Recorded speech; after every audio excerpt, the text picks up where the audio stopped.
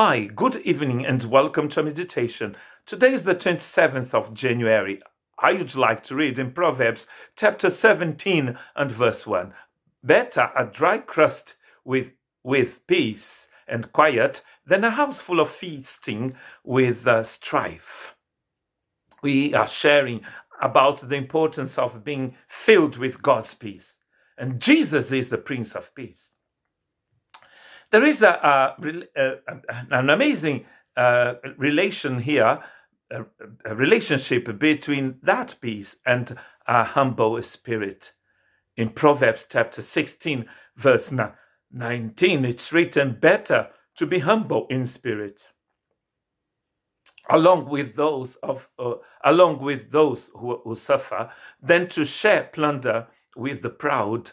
That's our greatest problem, is pride. God told men that if he taught the tree of the knowledge of good and evil, that they would die. And then the serpent, the devil, tells them that they would be like God. And of course, they would like to be like God. We all would like to be sitting on the throne.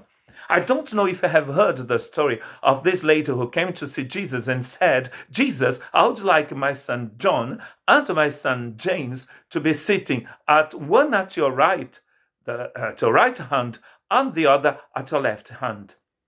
And Jesus is going to teach her and to teach those two disciples about humility. The one who would like to be great has to be the servant of everyone. That's the way of Jesus. That's the way of the kingdom of God. And Jesus said, I am humble of heart. In that humbleness, we are going to find peace. We are going to find our place in God's economy, in God's plan. It is much better, it's saying here, to have a humble spirit and suffer than to share the plunder with those who are proud. In your anger, says Paul to the Ephesians, do not sin. How? Do not let the sun go down while you are still angry. Do not sin in your anger. You lose your peace when you do so. That's a humble spirit that will ask for forgiveness, who is going to not let the sun go down on your anger. James chapter 3 verse 17 to 18 says, but the wisdom that comes from heaven is first of all pure.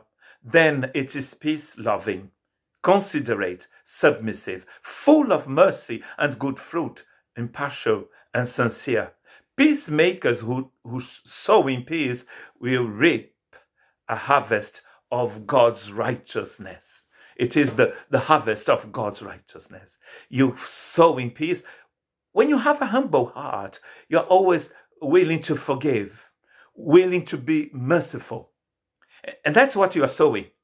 What are you going to reap? Peace in your heart, tranquility in your heart. No pride,